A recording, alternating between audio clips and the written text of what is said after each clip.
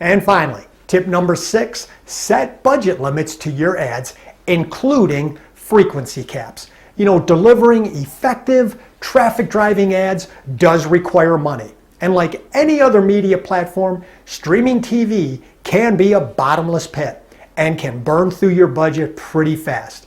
There will be a learning curve between knowing how much is enough to be effective and how much is just overspending. Setting these limits will ensure that you never overserve an ad or overspend. Most of the providers out there have minimum ad spends.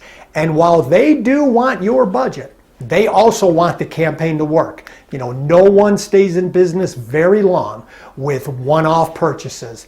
Just like you want to make a sale, so do they. But they also want a happy, repeat customer just like you do.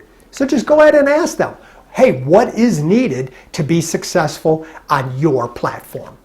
Also, demand that your provider offers you what is called a frequency cap. This will make sure your ad does not get served to the same person in the same program time after time after time.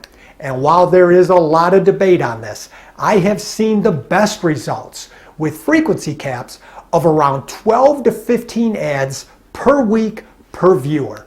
You want to be remembered, but you don't want to be seen as a nuisance or annoying. That can actually do a lot of harm to your dealership and your reputation. So, how do you even get started? Well, first, you are going to need to commit to video. Unlike most of the social and digital platforms that are out there that are all image and text-based, this is video. And video takes time, effort, and even a few dollars to do well. I would advise you to do a little bit of research on what video creation is actually going to cost. Go ahead and meet with some local video producers and see what creating content will run you. And while you're in that research phase, set up a few meetings with your local cable or broadcast TV rep.